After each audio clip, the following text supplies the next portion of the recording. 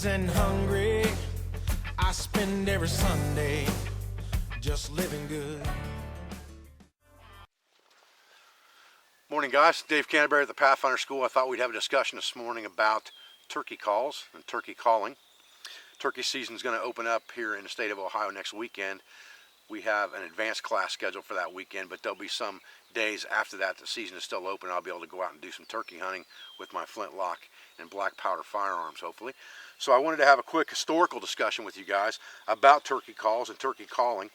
I showed how to make a wing bone turkey call, and I'll get one of those out here for you so that you can see what it looks like, in case you're not familiar with a wing bone turkey call. This is a very simplistic version of a wing bone turkey call, and I showed how to make this particular call in the Journal of the Yurt. And we'll talk about how to use these calls in a few minutes, but that's a wing bone turkey call. There is historical evidence from Benton County, Tennessee, where they dug the dam for the current Kentucky Lake. They dug up some artifacts there, and part of those artifacts were wing bone turkey calls that had very obvious evidence of scraping and sizing on them that were worked with stone tools to form a turkey call. What we see looks very much like this today, and they were dated back to 6,500 years. Now, other turkey calls that you see, like friction calls and slate calls and things like that, I can find no historical documentation of those calls ever being used along the frontier. And the first patents for those type calls didn't come around until 1912. But I have no doubt they probably used them. But if you just scratch a stick on a piece of slate or a wing bone call on a piece of slate as a sounding device, you wouldn't find historical evidence necessarily to match that up, because it would have just been a piece of flat slate or even maybe a stick that went with that would have rotted away. So that wouldn't have been obvious historic evidence that somebody would have found. As far as box calls go, box type turkey calls, which I'll show you one of those here in a few minutes. We'll talk about them a little more. Here's one right here. This is called the wet box,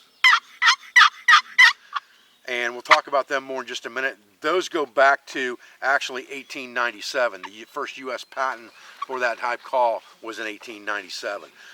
The first historic evidence that I can find in journals and things like that comes from Daniel Morgan, who it was said called his troops in at night during the first Battle of Saratoga against the British using a wing bone turkey call. That's the only historic evidence I can find to anyone even using a wing bone turkey call or any type of turkey call in historical writings in the period of the 17 to 18, early 1800s. So let's get some turkey calls out. Let's talk about them, talk about how they're made, talk about how they work, and talk about how to use them right now. Stay with me, guys. Okay, guys, so the first call I want to talk to you about is called a locator call, and this call is a crow call made by Primos. And basically, locator calls are used to walk through the woods, especially early in the morning, before the turkeys come down from their roost at night in the trees to the ground, to locate turkeys. For some reason, they do not like owls, they do not like crows. Generally, they'll respond to a crow or an owl call with a gobble, so you can locate where the turkeys are at before they come down from the roost, and station yourself there so you can catch them when they come off the roost. It's illegal to shoot turkeys out of a tree in the state of Ohio. They have to be on the ground. And basically, it's just a blow call. That sounds like a crow. So you walk through the woods and hit that call early before they come off the roost. And if you catch a gobble, then you have a location of where you need to go to find those turkey. And also, like I said, they do use owl calls for that, and you can also use different types of turkey calls to locate turkeys in the same way and to get them to gobble as a gobble response, including another gobble. So let's start off with the wing bone calls. This is a replica of an antique wing bone call that I was given a couple weeks ago at Prickett's Fort. And basically, you're just going to almost kiss this call. It's like a action on the call. So it's like just like that. And that gives you a turkey call. You can also gobble with this call by going like that, and it will give you a simulated gobble. It's not as good as other gobble calls, but it will work. And these are just two examples of wing bone calls. This is the one that I made during the Journal of the Yurt. This is one that was an antique replica that I was given at Prickett's Fort. Now, we'll save those out for just a minute. I want to use one for something else in a moment. This call is a combination of a wing bone and a piece of horn. And again, it's just a trumpet call.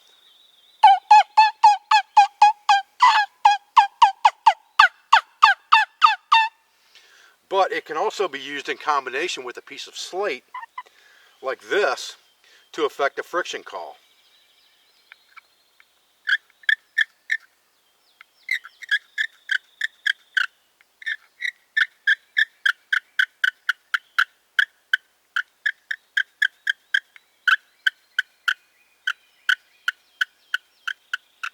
And those slow little purrs like that seem to really get them going sometimes. Now, so that would be using this call with just a piece of slate. Now, this is a replica call, and it came as a set that I picked up. Again, it was given to me at Prickett's Fort.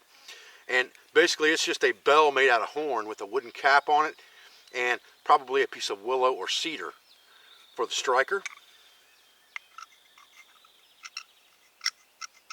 And the trick to these is finding a sweet spot on the slate.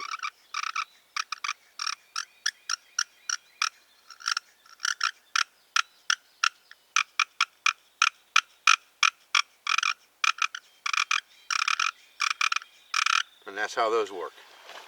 And again, like I said, you can use that in combination with a wing bone call and just the slate if you wanted to. So you only had to carry the two pieces. These two are commercial turkey calls, and this is an older looking turkey call, and this is the one that I carry a lot in my shooting bag. That's basically just a box with a slate on top of it, so the box becomes a sound chamber, and it has a striker that slides inside. And again, it's a matter of finding that sweet spot.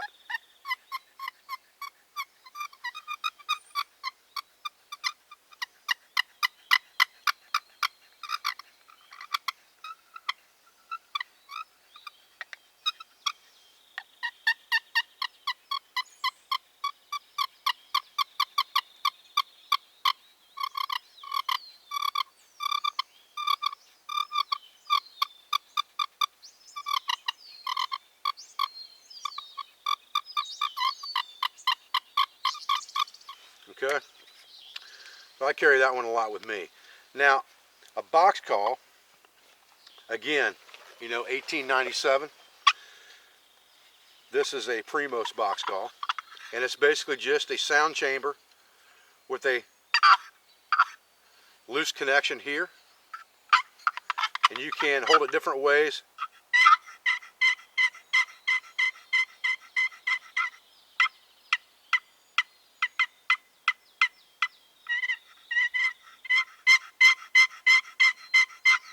To get different sounds out of it.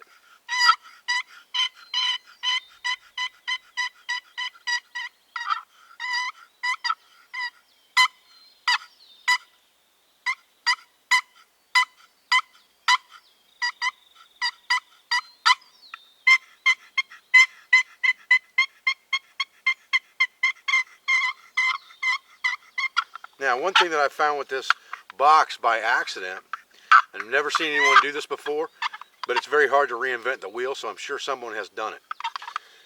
I've got this bag that I keep my box call in that was made for me by Rob Simpson at Canteen Shop's wife.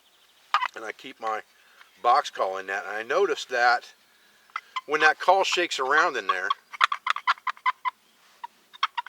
it almost sounds like a gobble. So I can lock that bag around that thing and just loosen it down a little bit so that it can move in there and shake it.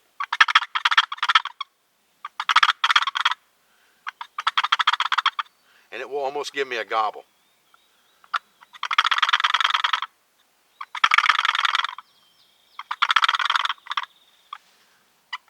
I can keep it in the bag and get clucks and purrs out of it as well. So it protects it, and I never have to take it out of the bag to actually use it. I thought that was pretty cool when I figured that out, so I thought I'd pass that on with you guys. So that's just a little bit of history on turkey calls, a little bit about how friction type and yelping type calls work, how locator calls work.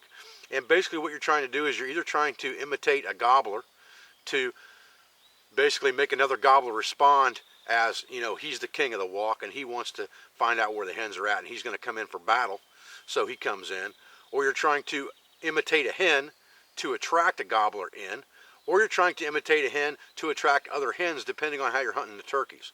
If you are walking through the woods and you're busting turkeys up and you're trying to call them back into you, then you want to use like a hen type call. But if you have a flock of hens in front of you, you're trying to attract a gobbler, then you want to do the hen calls again, and maybe even a gobbler call, especially if you don't have a decoy, to make him think there's already a gobbler there to get him to come in. The type calls like gobbler calls, hen calls, locator calls from crows, owls, things like that are all great when you're walking through early in the morning and you're trying to locate where the birds are at on the roost. That's a very good way to call as well. And we'll talk more about this stuff as we get into turkey hunting. I just wanted to give you guys a little bit of a primer on turkey calls and a little bit about their use. Nothing too spectacular today, but we'll try to get you some good footage while we're out actually hunting here in a week or so. I'm Dave Canterbury at the Pathfinder School. I appreciate you joining me for this video. I thank you for everything you do for me, for my school, for my sponsors, my affiliates, and my friends. And I'll be back with another video as soon as I can. Thanks, guys.